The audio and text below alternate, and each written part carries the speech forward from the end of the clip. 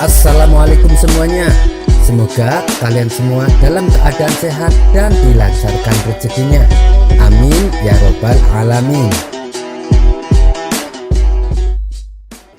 Dikisahkan ada seorang laki-laki yang memutuskan untuk berangkat haji. Karena ia mempunyai anak-anak yang masih kecil, ia pun menemui hakim untuk minta tolong. Sesampainya di pengadilan, ia menitipkan uang 1000 dinar kepada tuan hakim dengan disaksikan beberapa pejabat pengadilan. "Wahai tuan hakim, saya titip uang 1000 dinar karena saya hendak berangkat haji. Bila saya kembali dengan selamat, maka aku akan mengambil kembali titipanku. Tapi jika ternyata aku meninggal selama dalam perjalanan, maka tuan hakim adalah penggantiku. Apa yang tuan hakim inginkan, berikanlah pada anak-anakku," kata laki-laki tersebut. Kemudian berangkatlah laki-laki itu menunaikan ibadah haji. Beberapa minggu kemudian terdengar kabar bahwa si laki-laki meninggal dunia di tanah suci. Mendengar kabar duka tersebut, anak-anaknya lalu mendatangi tuan hakim untuk mengambil uang titipan ayahnya. "Wahai tuan hakim, kedatangan kami ke sini untuk mengambil titipan ayah kami," kata mereka kepada tuan hakim. "Begini anak-anak, sebelum ayah kalian berangkat haji, ia menyatakan wasiatnya di hadapan orang-orang. Ayah kalian mengatakan bahwa aku dapat memberikan kalian apapun yang aku inginkan. Karena itu, aku akan memberi kalian uang 100 dinar, tutur tuan hakim. Anak-anak itu pun protes, sebab uang yang dititipkan ayahnya berjumlah 1000 dinar. Kemudian mereka bertanya kepada orang-orang yang menjadi saksi wasiat ayahnya. "Apa benar ayah kami berkata demikian?" tanya mereka. Para saksi membenarkan perkataan tuan hakim. "Kalian dengar sendiri kan? Saya tidak mungkin membohongi kalian. Ini, terimalah uang 100 dinar, ucap tuan hakim. Anak-anak yatim ini menjadi bingung dan meminta kepada pejabat pengadilan yang lain untuk membantu mereka. Namun, orang-orang tersebut tidak dapat berbuat apa-apa karena yang dikatakan tuan hakim memang benar adanya. Kemudian anak-anak yatim ini mendatangi rumah Abu Nawas untuk minta pertolongan. Setelah mendengar pengaduan mereka, Abu Nawas seketika menjadi murka. "Kurang ajar, ayo kita temui tuan hakim, aku akan bantu kalian," kata Abu Nawas. Singkat cerita, sampailah Abu Nawas dan anak-anak yatim di pengadilan. Kemudian mereka mendatangi tuan hakim. "Hai hakim bejat, kenapa tidak kau berikan hak anak-anak yatim ini?" tanya Abu Nawas emosi. "Aku sudah memberikan hak mereka sesuai wasiat ayahnya," jawab tuan hakim. "Sudah bagaimana? Uang yang dititipkan ayahnya adalah 1000 dinar.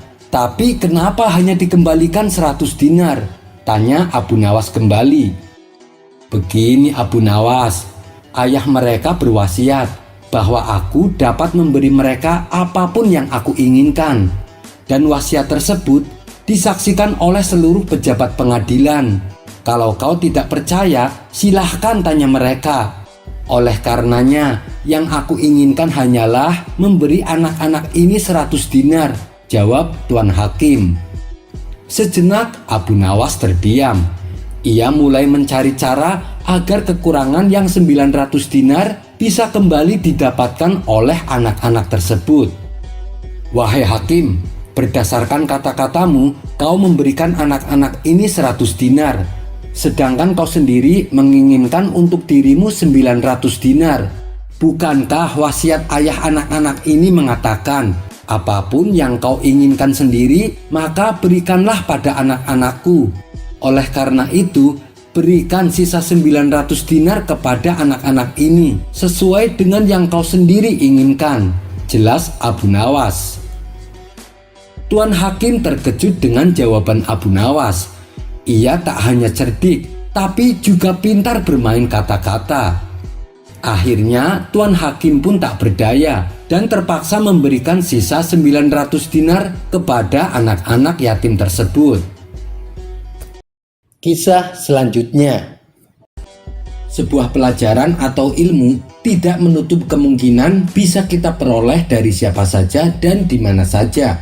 Seperti halnya yang dialami oleh Khalifah Harun al-Rasyid, di mana ia mendapatkan pelajaran penting ketika ia sedang melaksanakan ibadah haji. Karena beliau adalah seorang raja, tentunya mendapat pengawalan ketat dan pelayanan yang eksklusif.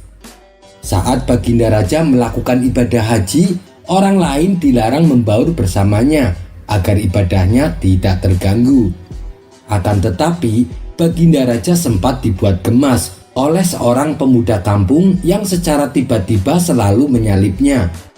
Pemuda berpenampilan sederhana dan lebih mirip budak selalu mendahului Baginda Raja, padahal sebelumnya sudah dicegah oleh pengawalnya.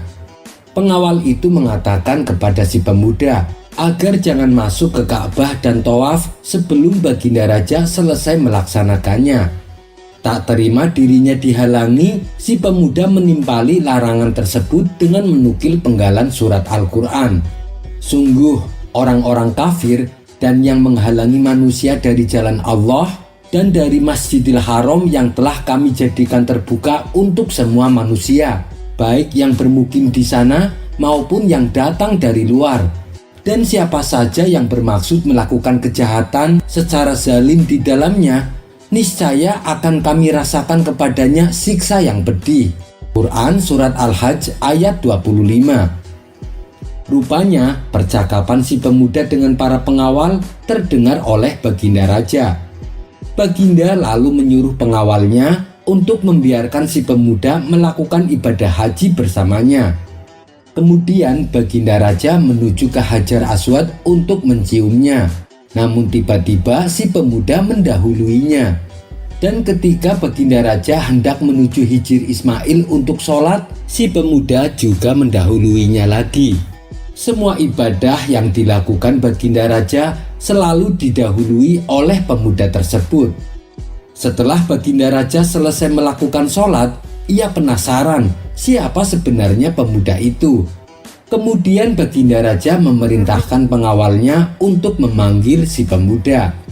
Akan tetapi, ketika pengawalnya mendatangi si pemuda, ia justru tidak mau memenuhi panggilan Baginda Raja. "Aku tidak mau ke sana. Siapa yang membutuhkan suatu keperluan, harusnya ia yang datang menghadap ke sini," kata si pemuda. Para pengawal lalu memberitahu kepada Baginda atas penolakan si pemuda. Terpaksa Baginda Raja mengalah, ia pun mendatanginya. Setelah memberi salam, Baginda Raja berkata kepada si pemuda, "Wahai anak muda, duduklah di sini atas perintahku." Si pemuda membalas, "Tempat ini bukan tempatku, bukan pula tempatmu. Begitu pula dengan tanah haram ini. Kita semua adalah sama. Terserah kamu, jika mau duduk, duduklah. Jika tidak, pulanglah sana." Baginda Raja sempat kaget dengan perkataan si pemuda. "Baiklah, begini, saya hendak menanyakan perihal kefarduan kepadamu. Jika kamu bisa menjawab, maka kamu adalah orang yang hebat. Namun jika tidak, kamu adalah orang yang lemah akan pengetahuan," ucap Baginda Raja. "Pertanyaannya seputar pengetahuan atau sekedar menguji?" tanya si pemuda.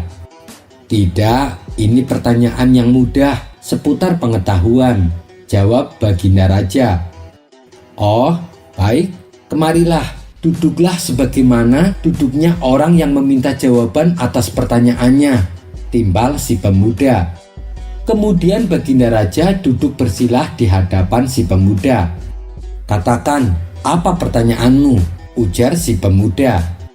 "Tolong beritahu aku tentang perkara yang telah Allah fardukan kepadamu," tanya Baginda Raja.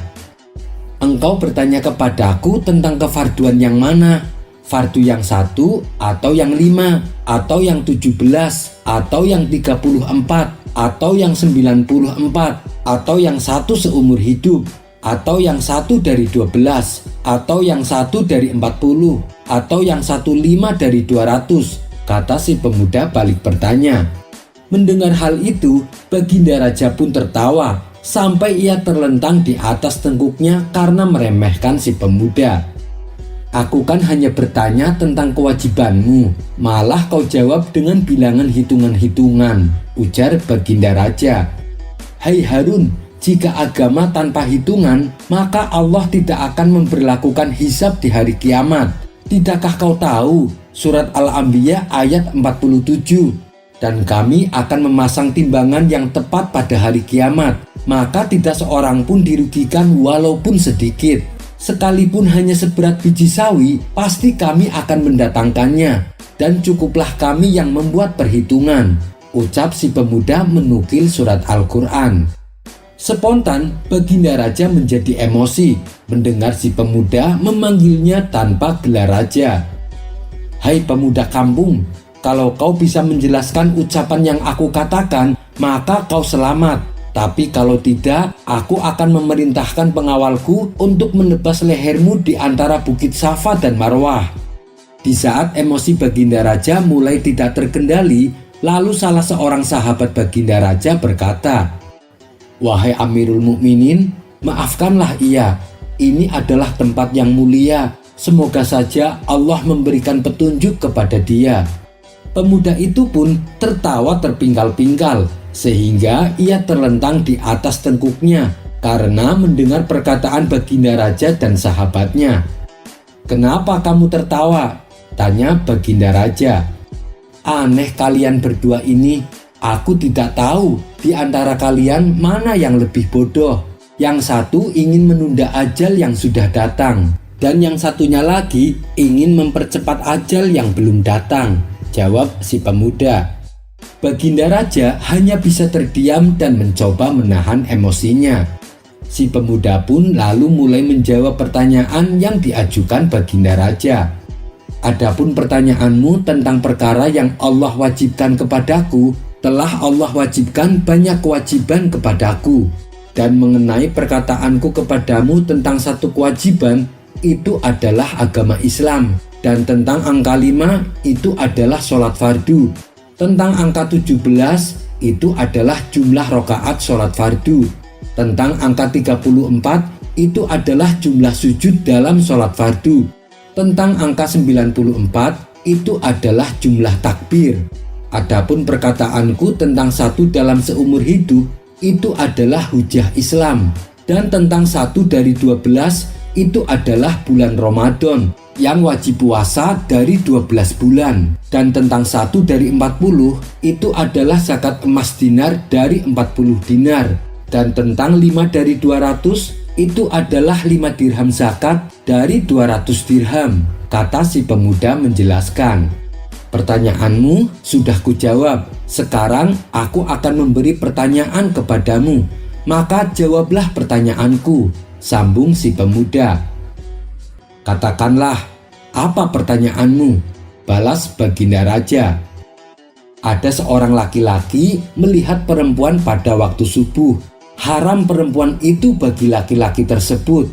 Tapi ketika waktu duhur menjadi halal baginya. Ketika waktu asar haram lagi baginya. Ketika masuk waktu maghrib halal kembali baginya. Ketika masuk waktu isya haram lagi baginya. Dan ketika masuk waktu subuh halal kembali. Dan ketika masuk waktu duhur haram lagi. Dan ketika masuk waktu asar halal kembali. Ketika masuk waktu maghrib haram kembali. Dan ketika masuk waktu isya maka halal kembali. Bagaimana ini bisa terjadi? Tanya si pemuda. Demi Allah, engkau telah menjebakku dengan pertanyaan-pertanyaan yang sulit, dan tidak ada yang bisa menjawab selain kamu, balas Baginda Raja. Engkau kan adalah Amirul Mukminin, Raja Baghdad yang sangat terhormat. Tidak pantas rasanya untuk menyerah begitu saja. Bagaimana mungkin kau tidak bisa jawab pertanyaan yang diajukan oleh pemuda kampung sepertiku, ujar si pemuda. Aku tidak mampu menjawabnya. Saya akui derajat keilmuanmu tinggi. Beritahu aku apa jawabannya. pinta Baginda Raja. Baiklah, tapi dengan syarat kamu harus mengaku kalah, menyayangi orang fakir dan jangan menghinakannya, kata si pemuda. Baik, saya setuju. Itu adalah perbuatan yang saya sukai dan perbuatan yang sangat mulia, balas Baginda Raja. Begini jawabannya, laki-laki itu melihat wanita sebagai budak waktu subuh, maka haram baginya. Ketika masuk waktu duhur, ia membeli perempuan itu, maka halal baginya. Ketika waktu asar, ia memerdekakannya, maka haram lagi baginya. Ketika waktu maghrib, ia menikahinya, maka halal lagi baginya. Ketika waktu isya, ia menceraikan istrinya, maka haram lagi baginya. Ketika waktu subuh, ia rujuk dengan istrinya tersebut, maka halal lagi baginya. Ketika waktu duhur, ia mentalak zihar istrinya, maka haram baginya.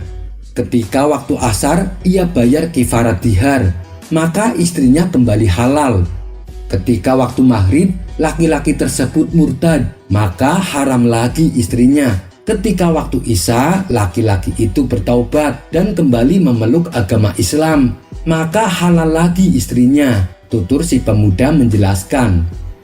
Baginda Raja pun merasa senang mendapatkan jawaban tersebut dan memerintahkan kepada pengawalnya untuk memberikan 1000 dirham kepada si pemuda. Akan tetapi, ketika pengawal hendak memberikan uang tersebut, si pemuda menolaknya. Aku tidak memerlukan uang itu, kembalikanlah kepada pemiliknya, kata si pemuda. Mendapat penolakan tersebut, Baginda Raja menawari si pemuda dengan hadiah yang lain. Bagaimana kalau aku mencukupi kebutuhanmu seumur hidup? Kata Baginda Raja menawarkan. Apa pemberianmu yang mencukupiku? Tanya si pemuda. Jika kamu punya hutang, maka aku akan membayarnya, jawab Baginda Raja. Tidak, aku tidak mau, tegas si pemuda. Ia pun pergi berlalu meninggalkan Baginda Raja. Setelah peristiwa itu, Baginda Raja memerintahkan para pejabat istana untuk mencari tahu siapa sebenarnya pemuda tersebut. Baginda juga minta bantuan para sahabatnya, termasuk para penguasa negeri lain, untuk membantu dirinya. Beberapa hari kemudian, akhirnya Baginda Raja mendapatkan informasi tentang si pemuda. Ternyata si pemuda adalah Sayyid Musa Aridho bin Ja'far As-Shadiq bin Muhammad Al-Baqir bin Husain bin Ali bin Abi Thalib yang menikah dengan Siti Fatimah anak Nabi Muhammad Sallallahu Alaihi Wasallam, yang berarti dia adalah seorang habaib. Dan Sayyid Musa ini sering menyamar dan berpakaian seperti pemuda kampung. Itu dikarenakan sifat zuhud dan waronya kepada dunia. Mengetahui hal itu, Baginda Raja pun terkejut. Ia segera mendatangi kediaman Sayyid Musa untuk meminta maaf dan meminta nasihat. Kisah selanjutnya. Suatu ketika, pada sore hari, Abu Nawas pulang ke rumah dengan wajah lesu dan kelelahan. Pasalnya, seharian ia di hutan mengumpulkan kayu bakar dan dijualnya ke pasar. Untuk melepaskan rasa penatnya, ia pun duduk istirahat di depan rumah. Kemudian sang istri segera membuatkan minuman dan diberikannya kepada Abu Nawas. Wahai istriku, sepertinya aku tidak kuat kalau terus-terusan begini. Tiap hari memikul kayu dari hutan sampai pasar, sedangkan usiaku sudah beranjak tua. Belikanlah aku seekor keledai untuk meringankan pekerjaanku. Dia akan membantuku memikul kayu, dan aku jadi lebih giat bekerja, kata Abu Nawas membuka percakapan. Baik, saya akan memberikan uang untuk membeli keledai, tapi ingat, kamu harus mengembalikannya, balas sang istri. Saya janji wahai istriku, sahut Abu Nawas. Sang istri lalu memberikan uang simpanannya kepada Abu Nawas. Esok paginya, Abu Nawas pun pergi ke pasar untuk membeli seekor keledai. Setelah mendapatkan keledai yang diinginkan, Abu Nawas langsung membawanya pulang. Akhirnya pekerjaanku akan terasa ringan, kata Abu Nawas dalam hati. Ia pun membuat kandang untuk tempat tidur keledainya. Setelah waktu menjelang pagi, Abu Nawas bangun dari tidurnya. Ia mengawali hari dengan penuh ceria. Semua perbekalan yang akan dibawanya dipersiapkan dengan semangat. Tapi ketika ia hendak mengambil keledainya, Abu Nawas dibuatnya terkejut. Pasalnya keledai yang kemarin dibeli hilang dari kandangnya. Seketika Abu Nawas menjadi panik. Ia pun memberitahukan kepada istrinya. "Wahai istriku, keledai kita hilang," tutur Abu Nawas. "Apa? Hilang? Aku tidak mau tahu. Pokoknya uang pembelian keledai harus kamu kembalikan," balas sang istri. Mendengar perkataan istrinya, Abu Nawas malah semakin pusing. Lalu Abu Nawas berkeliling kampung dan menanyakan kepada orang-orang. "Apakah kalian melihat keledaiku?" tanya Abu Nawas. Namun tak ada seorang pun yang mengetahuinya. "Aduh, gimana ini?" keluh Abu Nawas. Akhirnya Abu Nawas berjanji di depan orang-orang.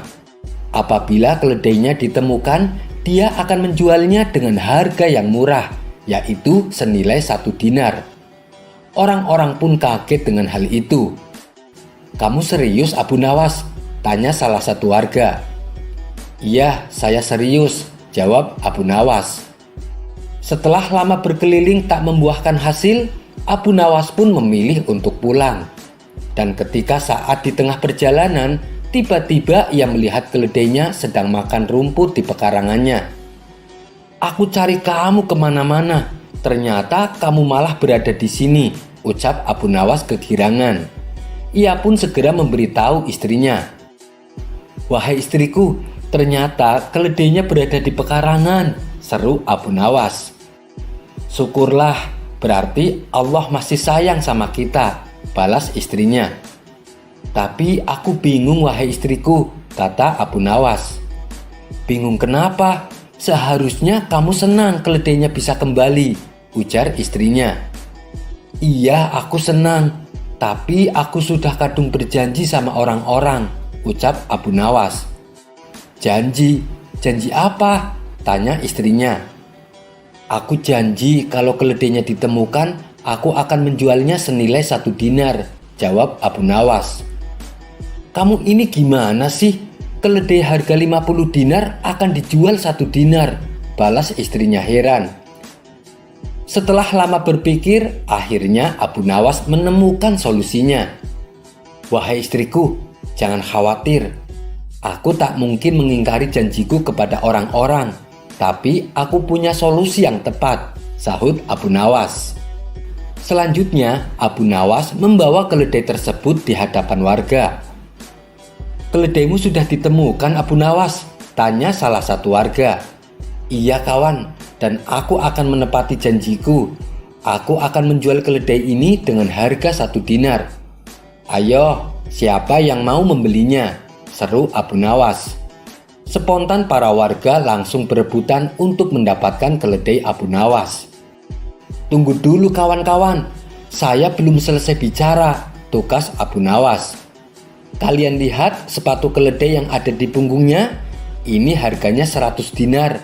Kalau kalian berminat membeli keledaiku, maka harus membeli juga sepatunya. Tidak boleh dipisah-pisah, karena saya menjualnya sepaket," kata Abu Nawas menjelaskan. "Itu sih sama saja bohong, Abu Nawas. Malah kamu dapat untung besar," jawab para warga.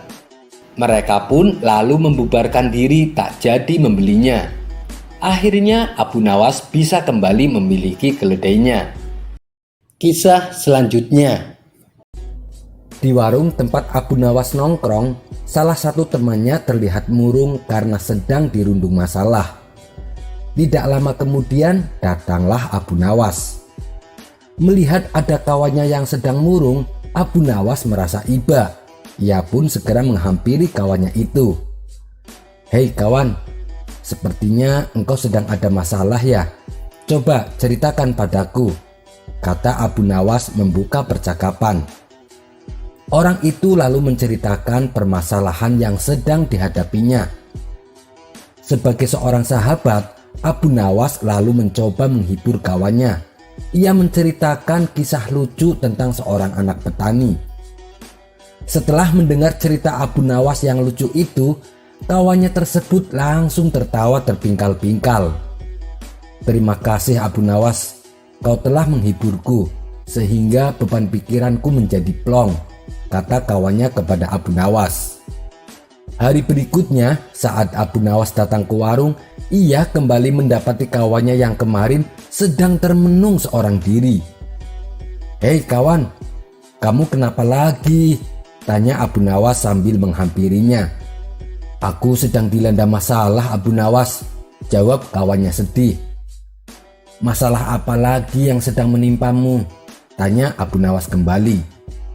Kawannya itu kembali mengeluh kepada Abu Nawas akan masalah yang sedang dialaminya.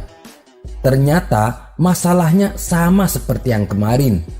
Namun meski demikian, Abu Nawas tetap mencoba menghibur kawannya. Abu Nawas kembali menceritakan cerita lucu yang seperti kemarin, yaitu tentang seorang anak petani. Kawannya itu masih sempat tertawa dengan kisah lucu yang Abu Nawas ceritakan.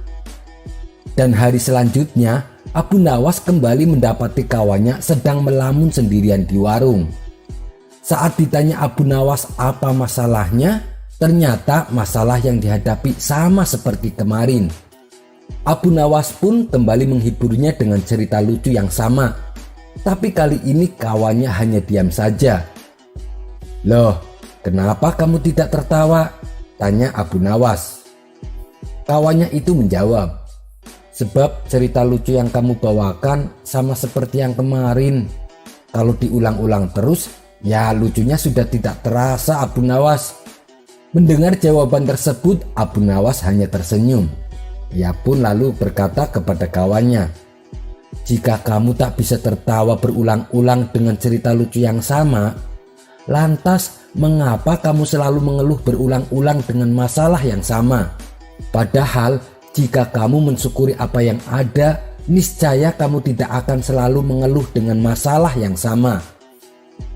Mendengar nasihat Abu Nawas itu, kawannya pun tersadar. Yang harus ia lakukan bukannya mengeluh, akan tetapi harus memperbanyak rasa syukur. Cerita selanjutnya. Abbas bin Nasih adalah seorang penyair sastrawan ternama dari negara Andalusia. Meski begitu, ia masih merasa belum pantas disebut sebagai sastrawan ternama. Pada suatu hari, Abbas menemui para pedagang yang datang dari Timur Tengah, tepatnya dari kota Baghdad. Iseng-iseng Abbas bertanya kepada mereka, "Adakah seorang penyair ternama dari negeri Anda?" Ditanya seperti itu, mereka pun menjawab, "Iya ada, namanya Abu Nawas." Mendengar nama Abu Nawas, Abbas pun menjadi penasaran. Ia mencoba mencari tahu siapa itu Abu Nawas dan bagaimana karya-karya puisi yang dibuatnya. Setelah berhasil mendapatkan beberapa puisi karya Abu Nawas, Abbas terkagum-kagum dan sangat tertarik dengan karyanya. Akhirnya ia memutuskan pergi ke Baghdad untuk menemui Abu Nawas. Sesampainya di kota Baghdad, Abbas mencari rumah Abu Nawas dengan bertanya kepada warga sekitar. Ternyata Abu Nawas tinggal di rumah sederhana. Di situ tampaklah beberapa orang yang sedang berkumpul di rumahnya. Abbas selalu mendatangi mereka dan bertanya, "Permisi Tuan, benarkah ini rumah Tuan Abu Nawas? Saya ingin bertemu dengannya," tanya Abbas. "Oh iya benar, silahkan masuk ke dalam," jawab mereka. Kemudian Abbas masuk ke ruang tamu dan mengambil tempat duduk paling pojok.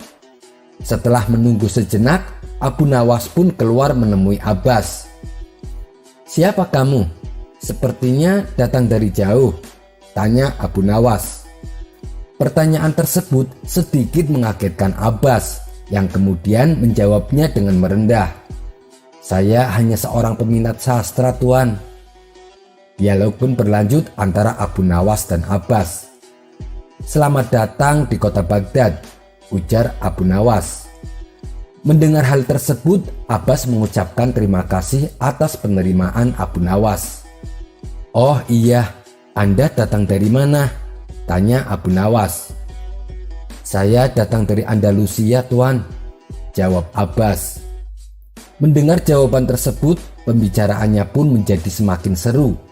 Sebagai peminat sastra, tentu engkau hafal sedikit tentang puisi Al-Mahsi, tanya Abu Nawas. Iya Tuan, saya hafal, jawab Abbas. Kalau begitu, coba bacalah karyanya, aku ingin mendengar darimu, pinta Abu Nawas. Maka Abbas pun membaca beberapa puisi karya penyair tersebut. Namun tidak hanya sampai di situ, Abu Nawas juga menyuruh Abbas untuk membaca karya seorang sastrawan bernama Bakar Al-Kanani dan Abu Al-Ajrob. Setelah Abbas selesai membacanya, Abu Nawas kembali berkata, "Kamu kenal penyair besar bernama Abbas bin Nasih?" "Iya, saya kenal," jawab Abbas dengan sedikit kaget. Ia tak menyangka namanya dikenal oleh Abu Nawas. "Baiklah, bacalah beberapa karyanya," pinta Abu Nawas. Maka Abbas segera membaca beberapa karyanya dengan penuh semangat. Setelah selesai, Abu Nawas berkata, "Aku yakin kamu adalah Abbas bin Nasih." Kemudian Abu Nawas beranjak dari kursinya dan memeluk Abbas bin Nasih dengan berkata, "Maafkan aku karena aku sempat tak mengenalmu." Tentu saja perkataan Abu Nawas itu mengagetkan yang hadir. Bagaimana tidak, Abu Nawas bisa mengetahui yang membaca puisi adalah Abbas, yaitu pengarangnya sendiri. Hingga ada seseorang yang bertanya kepadanya, "Wahai Abu Nawas, bagaimana Anda mengenal bahwa orang tersebut adalah Abbas bin Nasih?" Dengan entengnya Abu Nawas menjawab, "Oh, itu mudah saja. Ketika ia membaca puisi karya orang lain, sikap dan gerak-geriknya seenaknya saja. Tetapi ketika ia membaca puisi karyanya sendiri, ia tampak sangat bersemangat. Itulah yang membuatku yakin bahwa ia adalah Abbas bin Nasih." Kisah selanjutnya. Suatu ketika, Baginda Raja mendengar kabar bahwa Abu Nawas akan memberontak kerajaan. Ia telah bersekongkol dengan kerajaan lain untuk mewujudkan keinginannya. Kabar tersebut Baginda Raja dapatkan dari salah satu menterinya yang tidak suka dengan Abu Nawas. "Ini tuduhan serius, kau tidak boleh gegabah. Apa buktinya?" tanya Baginda Raja kepada sang menteri. "Ampun Paduka yang mulia, tapi saya melihat mata-mata dari kerajaan lain sering datang ke rumah Abu Nawas," jawab sang menteri. Maka untuk membuktikannya, Baginda Raja mengutus salah satu pengawal untuk mengintai rumah Abu Nawas. Dan ternyata apa yang dilaporkan sang menteri benar adanya. Si pengawal melihat ada tamu asing datang ke rumah Abu Nawas. Setelah diamat-amati, tamu tersebut merupakan mata-mata dari kerajaan lain. Si pengawal pun langsung melaporkannya kepada Baginda Raja. "Kurang ajar, dia telah berani mengkhianati negerinya sendiri," kata Baginda Raja geram. Tanpa membuang-buang waktu, beberapa prajurit istana diperintahkan menangkap Abu Nawas dan menyeretnya ke istana. Singkat cerita, dibawalah Abu Nawas menghadap Baginda Raja. "Paduka yang mulia, kenapa para prajurit menangkapku dengan kasar? Apa salah saya?" tanya Abu Nawas tidak terima. "Kau telah berani mengkhianati aku dan mengkhianati seluruh rakyat di negeri ini," jawab Baginda Raja. "Mengkhianati? Maksud Paduka apa?" tanya Abu Nawas kebingungan. "Tak usah berpura-pura Abu Nawas, kau bersekongkol dengan mata-mata kerajaan lain untuk berencana memberontak kerajaan. Dengan ketenaranmu di negeri ini, bukan suatu hal yang sulit bagimu untuk menghasut warga agar ikut serta bersamamu," tukas Baginda Raja. Abu Nawas sempat terkejut dengan tuduhan Baginda Raja, tapi dalam hati ia juga merasa geli. Ada-ada saja Paduka Raja. Dari mana ia dapat pikiran seperti itu? Batin Abu Nawas. Dan tiba-tiba terbesit di benak Abu Nawas ingin mempermainkan Baginda Raja. Baiklah Paduka yang mulia, jika benar demikian, lalu apa yang akan Paduka lakukan? Tanya Abu Nawas. Mendengar hal itu, bukan main marahnya Baginda Raja. Ia sampai tidak dapat mengendalikan emosinya.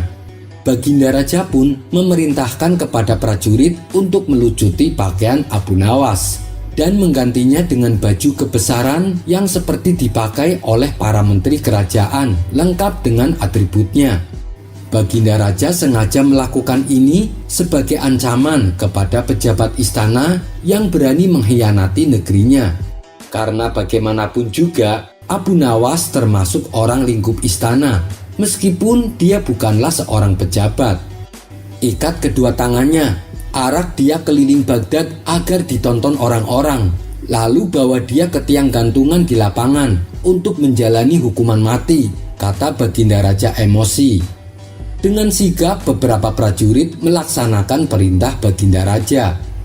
Setelah Abu Nawas mengenakan baju kebesaran dengan tangan terikat, ia langsung diseret untuk diarak keliling kota. Tapi saat hendak keluar dari pintu istana, datanglah penasehat kerajaan yang merupakan sahabat dekat Abu Nawas. Melihat keadaan Abu Nawas yang demikian, ia pun bertanya, "Kenapa denganmu Abu Nawas? Apa kesalahanmu?" Dengan santainya Abu Nawas menjawab, "Aku telah mengatakan kebenaran, makanya Paduka Raja memberiku hadiah baju kebesaran istana. Lihatlah, aku sekarang terlihat berwibawa seperti menteri-menteri yang lain." Baginda Raja spontan tertawa terpingkal-pingkal mendengar perkataan Abu Nawas. Ia pun akhirnya menyuruh beberapa prajurit untuk melepaskan Abu Nawas. "Saya lupa Abu Nawas, belum sempat mendengar alasanmu karena keburu terbawa emosi. Sebenarnya apa sih yang kau bicarakan dengan mata-mata kerajaan lain?" tanya Baginda Raja kepada Abu Nawas. "Oh itu, dia datang untuk minta nasihat saya. Dia bertanya, bagaimana caranya supaya negerinya menjadi makmur dan sentosa seperti negeri Baghdad," jawab Abu Nawas. Setelah mendengar penjelasan Abu Nawas, Baginda Raja pun minta maaf dan mempersilahkan Abu Nawas untuk pulang ke rumah. Kisah selanjutnya. Belakangan ini, situasi istana terasa mencekam. Pasalnya, Baginda Raja mendapat pesan ancaman pembunuhan dari seseorang yang belum diketahui identitasnya. Untuk menjaga keselamatan Baginda Raja, para prajurit disiagakan di setiap sudut-sudut istana dan di setiap pintu masuk. Namun Baginda Raja terlihat merasa kurang nyaman. Perasaan was-was selalu menghantui dirinya. Melihat gelagat rajanya yang cenderung ketakutan, Panglima pengawal istana berkata kepadanya, "Ampun Paduka yang mulia, kenapa sih Paduka masih terlihat saja gelisah? Para prajurit akan selalu menjaga Paduka kemanapun Paduka pergi. Insya Allah Paduka akan tetap aman." Baginda Raja hanya tersenyum mendengar penuturan Panglima prajuritnya. "Wahai Panglima, kamu salah sangka kalau menganggap aku ketakutan. Semua urusanku aku pasrahkan kepada Allah, termasuk kematianku," jawab Baginda Raja. "Ampun Paduka yang mulia, lalu apa yang membuat Baginda Raja terlihat sangat gelisah?" tanya Panglima penasaran. "Saya hanya merasa jenuh dengan keadaan ini wahai Panglima. Kemana-mana harus dikawal. Dan saya juga tidak bisa lagi berburu ke hutan seperti biasanya. Sedangkan saya ini butuh hiburan," jawab Baginda Raja. "Tapi ini kan demi keamanan Paduka. Kami tak akan membiarkan keselamatan Paduka terancam. Begini saja Paduka, bagaimana kalau saya panggilkan Abu Nawas untuk menemani Paduka?" saran sang Panglima. Sejenak Baginda Raja terdiam. Kenapa ia tak terpikirkan akan Abu Nawas? Dengan kehadiran Abu Nawas tentu bisa membuatnya terhibur. "Benar sekali Panglima, suruh secepatnya Abu Nawas datang ke istana," titah Baginda Raja. Maka beberapa prajurit kerajaan segera berangkat menuju rumah Abu Nawas. Sesampainya di sana, salah satu prajurit berkata, "Tuan Abu, Anda diperintah Baginda Raja untuk ke istana sekarang juga." Abu Nawas yang sedang enak duduk santai tidak terlalu menghiraukan perkataan prajurit tersebut. "Untuk apa aku ke sana? Baginda Raja mau mengerjaiku lagi ya? Aku sedang tidak semangat untuk meladeninya. Bilang sama rajamu, Abu Nawas tidak mau datang ke istana. Kalau Baginda Raja marah dan ingin memenjarakanku, silahkan tangkap aku, daripada aku harus meladeninya," tutur Abu Nawas. "Tuan Abu, apa Tuan Abu tidak dengar kabar? Baginda Raja mendapat ancaman pembunuhan. Baginda mengundang Tuan Abu untuk menemaninya," balas salah satu prajurit. Abu Nawas tersentak kaget mendengarnya. "Benarkah itu? Baiklah, saya akan segera ke sana," ucap Abu Nawas. Singkat cerita, sampailah Abu Nawas di istana dan menghadap Baginda Raja. "Wahai Paduka yang mulia, apa benar Paduka Raja mendapat ancaman pembunuhan?" tanya Abu Nawas memastikan. "Benar Abu Nawas, tapi aku sedikit pun tidak merasa takut, karena hidup dan matiku Allah yang menentukan. Aku mengundangmu ke sini untuk menghiburku agar aku tidak merasa jenuh Abu Nawas," balas Baginda Raja. "Baiklah Paduka yang mulia, mulai saat ini saya akan setia menemani Paduka Raja," ucap Abu Nawas. Sejak saat itu, Abu Nawas ikut menjaga keamanan Baginda Raja. Semua tamu yang ingin bertemu dengan Baginda Raja harus melalui izin dari Abu Nawas, termasuk juga masalah makanan. Semua makanan yang akan dihidangkan kepada Baginda Raja harus melalui izin daripada Abu Nawas. Suatu kali, ketika Baginda Raja merasa lapar, ia meminta hidangan kepada Abu Nawas. Abu Nawas segera memerintahkan para koki istana untuk memasak sayuran yang enak. Setelah hidangannya matang, para koki langsung menyajikannya di hadapan Baginda Raja. "Wahai Abu Nawas, apakah hidangan ini aman?" tanya Baginda Raja. "Jangan khawatir Paduka yang mulia, makanan ini dijamin aman dan tidak mengandung racun. Bahkan sebaliknya, ini adalah hidangan sayuran yang paling enak di dunia," jawab Abu Nawas. Setelah Baginda Raja mencicipinya, ia menjadi ketagihan. "Kamu benar Abu Nawas, hidangan ini sangat enak dan lezat," puji Baginda Raja. Sejak saat itu, hampir setiap hari Baginda Raja meminta supaya dimasakkan sayur tersebut. 5 hari kemudian, koki istana masih saja membuat masakan yang sama seperti hari-hari sebelumnya. Karena sudah merasa bosan, Baginda Raja berkata kepada Abu Nawas, "Singkirkan semuanya, aku benci makanan ini." Abu Nawas yang sedang berada di samping Baginda Raja menimpali ucapan rajanya itu. "Benar Paduka yang mulia, sayuran ini memang yang terburuk di dunia." Mendengar itu, Baginda Raja heran dengan ucapan Abu Nawas. "Kamu ini aneh Abu Nawas. Beberapa hari yang lalu kau bilang ini adalah hidangan yang paling enak di dunia. Sekarang kau bilang ini adalah hidangan sayuran paling terburuk di dunia. Yang benar yang mana Abu Nawas?" tanya Baginda Raja. "Kenapa Paduka tanya ke saya? Saya ini pelayan raja, bukan pelayan sayuran. Jadi apapun yang Baginda katakan, saya juga akan mengatakan yang sama," jawab Abu Nawas enteng. Spontan Baginda Raja tertawa dengan ulah Abu Nawas ini. Kisah selanjutnya. Ketika Abu Nawas jalan-jalan di kota Baghdad, ia melewati sebuah toko pakaian. Sesekali Abu Nawas melirik ke arah toko pakaian tersebut. Ia pun tertarik dengan salah satu celana yang terpajang. Abu Nawas lalu memasuki toko itu. "Anda mencari apa tuan?" tanya yang punya toko. "Saya tertarik dengan celana itu. Bolehkah aku mencobanya?" kata Abu Nawas sambil menunjuk celana yang digantung. "Oh, silahkan tuan. jawab yang punya toko sambil mengambilkan celana tersebut. Berapa harganya? Tanya Abu Nawas kembali. Hanya 50 dirham tuan, jawab yang punya toko. Ketika Abu Nawas mencobanya, mendadak ia berubah pikiran. Ia ingin membeli baju saja. Abu Nawas lantas memilih baju yang harganya sama dengan celana tersebut. Setelah menemukan baju yang dicari, Abu Nawas lalu mengembalikan celana itu kepada yang punya toko. Ia pun langsung pergi membawa bajunya.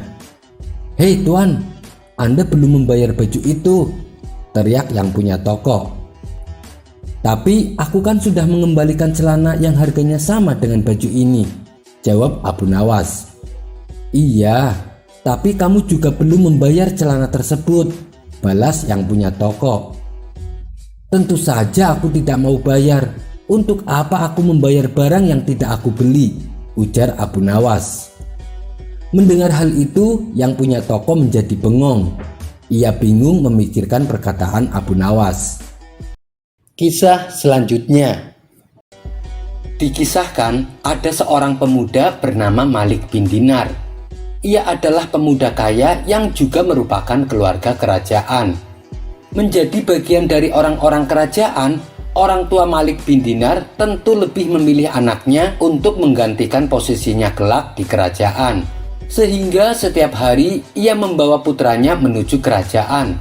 Selain untuk mengajarkan beragam pekerjaan di sana, harapan orang tuanya juga agar anaknya bisa membantunya. Dan benar saja, ia terkadang bertugas menggantikan ayahnya yang kebetulan sedang ada halangan. Tidak lama kemudian, ia pun diangkat menjadi pejabat tinggi, yaitu sebagai kepala prajurit kerajaan. Dengan jabatannya tersebut, Malik bin Dinar mendapatkan gaji yang sangat besar.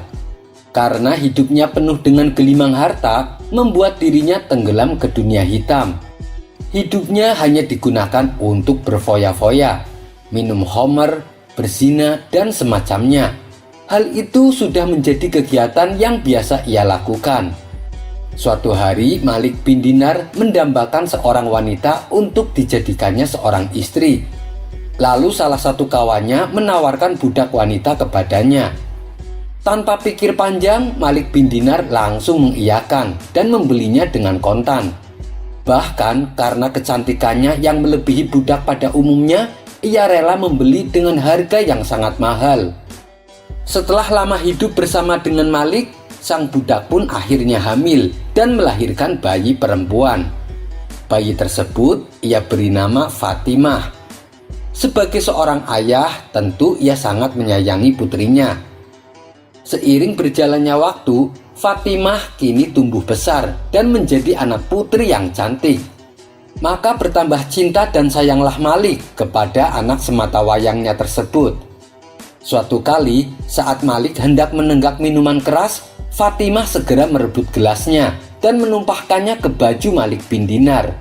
Dan itu Fatimah lakukan setiap kali saat melihat ayahnya akan minum minuman keras.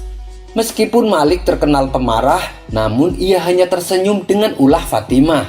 Itu karena rasa cintanya dan sayangnya. Sejak saat itulah, sedikit demi sedikit, Malik mulai meninggalkan maksiat demi putri tercintanya. Namun kebahagiaan yang dirasakan Malik tidak berlangsung lama. Anak putrinya harus meninggal di usia 3 tahun. Setelah kematian putrinya, Malik bin Dinar dirundung kesedihan yang tiada tara. Hingga akhirnya ia pun kembali tenggelam ke dalam kemaksiatan. Ia kini menjadi pribadi yang lebih buruk dari sebelumnya. Setiap malamnya hanya ia habiskan untuk mabuk-mabukan. Hingga pada suatu malam, saat ia tengah mabuk berat, ia pun tertidur. Dalam tidurnya, ia bermimpi seolah-olah hari kiamat tiba. Matahari gelap, lautan menjelma menjadi api, bumi pun bergoncang. Segenap manusia berkumpul secara berkelompok. Di tengah rasa kebingungannya, tiba-tiba terdengar suara misterius. Suara tersebut memanggil satu persatu manusia untuk dihisab. Tidak lama kemudian, giliran suara itu memanggil namanya. Padang mahsyar yang semula penuh sesak dengan manusia, tiba-tiba menjadi sepi, tak ada siapapun, hanya tinggal dirinya seorang. Di saat itulah muncul ular besar dan ganas, mengejar dirinya dengan mulut terbuka, seakan ingin menerkam dirinya. Merasa keselamatannya terancam, Malik bin Dinar segera berlari penuh ketakutan. Di tengah pelariannya, Malik melihat seorang lelaki tua yang lemah. "Wahai Tuan Syekh, tolonglah aku, selamatkan aku dari ular besar itu," pinta Malik bin Dinar kepada lelaki tua. "Aku ini lelaki lemah dan tua, mana mungkin bisa menolongmu," jawab lelaki tua tersebut. Lalu si lelaki tua menyarankan supaya Malik bin Dinar lari ke suatu tebing dengan harapan bisa selamat. Mendengar jawabannya itu, Malik bin Dinar semakin panik dan lari jauh hingga menaiki tebing yang ditunjukkan. Ternyata tebing tersebut adalah tebing neraka. Di bawahnya terdapat api yang menyala-nyala. Ia pun segera berbalik arah dan berlari menghindari kejaran ular raksasa. Malik bin Dinar kembali menghampiri kakek tua untuk meminta tolong. "Tolonglah aku, selamatkan aku dari ular besar itu," pinta Malik bin Dinar. Melihat keadaan Malik yang malang, si lelaki tua itu merasa iba. Sambil menangis, ia kembali menyarankan agar Malik bin Dinar berlari ke arah gunung. Tanpa membuang waktu, Malik menuruti saran lelaki tua itu. Ia berlari sangat kencang, sementara si ular masih terus mengejarnya. Setelah sampai di atas gunung, ia melihat ada sekelompok anak kecil yang sedang bermain-main. Melihat kehadiran Malik bin Dinar, anak-anak tersebut berteriak kepada seorang gadis kecil yang sedang berada di tengah-tengah mereka. "Hai Fatimah, tolonglah ayahmu, tolonglah ayahmu." Mendengar hal itu, Malik bin Dinar pun kaget bercampur bahagia. Anak putrinya yang meninggal di usia 3 tahun berada di antara anak-anak tersebut. Lalu Fatimah menghampiri ayahnya. Tangan kanannya memegang tangan sang ayah, sedangkan tangan kirinya mengusir ular besar yang sedari tadi mengejarnya. Ular besar itu pun langsung menghilang seketika. Malik bin Dinar dibuatnya tercengang melihat peristiwa tersebut. Kemudian Fatimah duduk di pangkuan Malik bin Dinar sebagaimana di dunia dulu. "Wahai ayah, belumkah datang waktunya bagi orang-orang yang beriman untuk tunduk hati mereka mengingat Allah?" kata Fatimah kepada Malik bin Dinar. Sang ayah lalu meminta penjelasan perihal ular raksasa yang mengejarnya. Fatimah lalu berkata, "Ular raksasa yang mengejar ayah, itulah gambaran perbuatan buruk ayah yang suatu saat nanti akan membuat ayah celaka. Sedangkan lelaki tua yang ayah mintai tolong, itu merupakan wujud amal baik ayah yang tak pernah dipelihara, sehingga ia sendiri menangis, lemah tak berdaya dan tak bisa menolong. Seandainya saja ayah tidak melahirkanku, dan seandainya saja aku tidak mati saat masih kecil, tidak akan ada yang bisa memberikan manfaat kepada ayah," kata Fatimah menjelaskan. Seketika Malik bin Dinar kaget dan terbangun dari mimpinya. Ia pun menangis dan menyesali semua perbuatan jahatnya. Ia juga menghancurkan semua botol minuman kerasnya dan bertobat kepada Allah. Setelah pertaubatannya, Malik bin Dinar memilih hidup menyendiri. Semua harta kekayaannya ia tinggalkan. Ia menetap di sebuah rumah kecil yang jauh dari pemukiman penduduk. Hingga pada suatu ketika ada seorang pencuri memasuki rumah Malik bin Dinar. Saat itu Malik bin Dinar tengah sholat malam. Si pencuri merasa kecewa karena ia tak mendapati barang berharga untuk bisa diambilnya. Ia lantas memutuskan untuk meninggalkan rumah Malik bin Dinar. Tapi saat ia hendak keluar, Malik bin Dinar keburu memergokinya. Awalnya si pencuri hendak menusuknya pakai belati. Ia khawatir apabila Malik bin Dinar melawan ataupun berteriak. Namun Malik justru bersikap tenang. Bahkan ia mengucapkan salam dengan lembut. "Wahai saudaraku, semoga Allah memaafkanmu. Kamu telah memasuki rumah saya dan tidak menemukan barang berharga. Tapi saya tidak ingin kamu pergi tanpa mendapatkan apapun. Berwudulah dan sholat, berdoalah kepada Allah, karena jika kamu melakukannya, kamu akan meninggalkan rumah saya dengan membawa harta yang lebih besar daripada yang kamu inginkan, kata Malik bin Dinar. Si pencuri tak menyangka dengan sikap Malik bin Dinar. Ia merasa tersanjung oleh sopan santun dan tutur katanya. Karena merasa tidak enak hati, si pencuri menuruti perkataan Malik bin Dinar. Ia pun menghabiskan sepanjang malam dengan sholat dan berzikir. Setelah menjelang subuh, si pencuri malah meminta untuk menginap di rumah Malik bin Dinar. Malik bin Dinar pun mengizinkannya.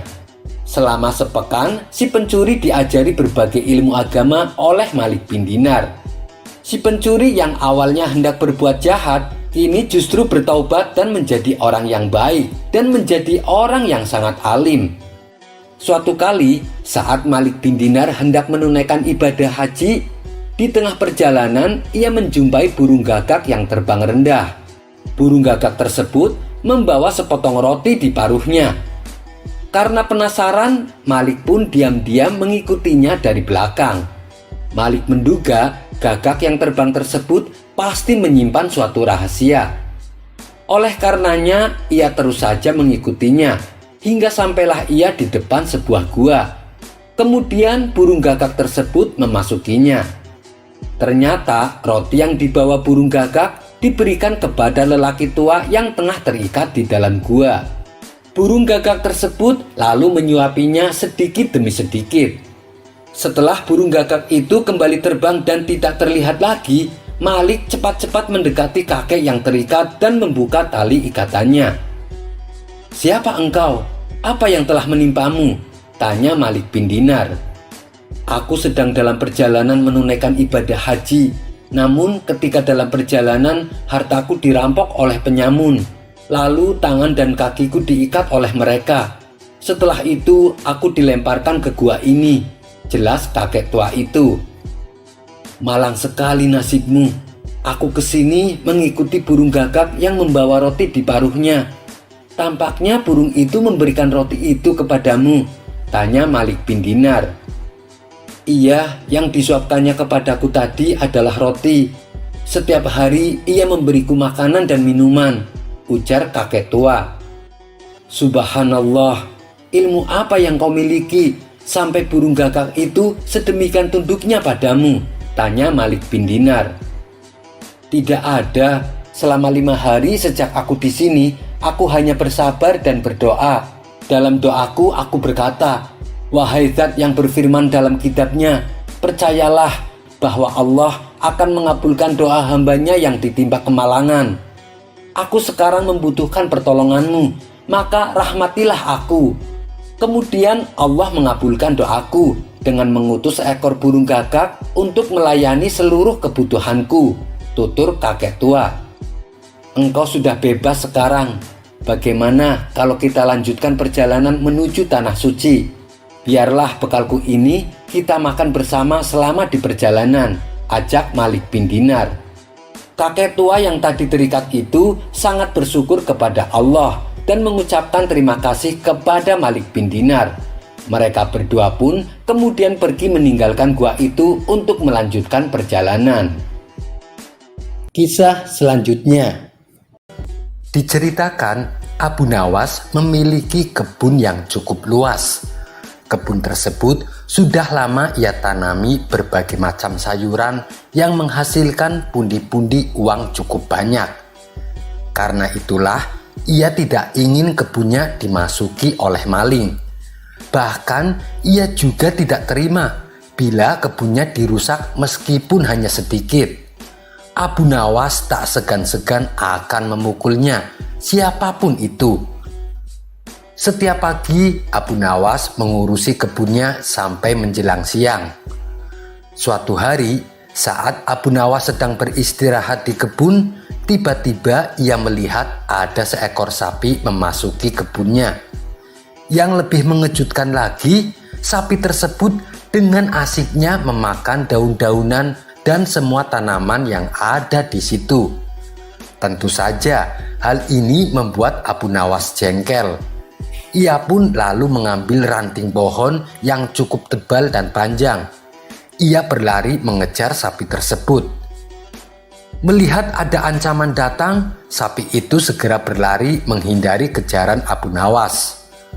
Abu Nawas bertambah jengkel karena si sapi tak kunjung keluar dari kebunnya. Yang ada malah hampir semua tanamannya rusak akibat terinjak-injak oleh sapi tersebut.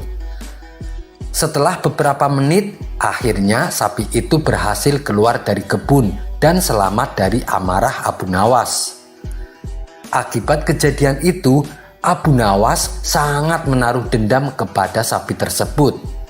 Setiap hari, ia selalu menunggu kehadiran si sapi di kebunnya. Namun sampai seminggu, sapi itu tak kunjung muncul kembali. Hingga pada suatu ketika, saat Abu Nawas pulang dari kebunnya, ia berpapasan dengan seorang petani yang sedang menaiki gerobak. Dan gerobak tersebut ternyata ditarik oleh sapi yang tempo hari merusak kebunnya. Nah, itu dia sapinya. Kali ini kau tidak bisa menghindar dariku, kata Abu Nawas geram. Tanpa banyak tanya, Abu Nawas segera mengambil ranting dan memukul sapi tersebut berulang-ulang. Si sapi hanya bisa pasrah. Ia tak bisa berlari menghindar karena sedang menarik gerobak. Tapi tentu saja perbuatan Abu Nawas ini membuat si petani marah. "Hei, ada apa dengan sapiku? Kenapa kamu terus-terusan memukulnya?" bentak si petani. Abu Nawas bukannya malu tapi malah ikut-ikutan marah. "Jangan ikut campur, ini urusanku dengan sapi. Ia tahu kesalahan yang telah diperbuatnya," balas Abu Nawas. Si petani hanya bisa melongo mendengar jawaban Abu Nawas. Setelah puas memukulnya, Abu Nawas lalu pergi meninggalkan sapi dan si petani. "Dasar orang gila," gerutu si petani. Ia kemudian melanjutkan perjalanannya. Sekian dulu perjumpaan kita kali ini. Sampai bertemu lagi di kisah selanjutnya. Terima kasih yang sudah subscribe dan setia menonton channel ini. Wassalamualaikum warahmatullahi wabarakatuh.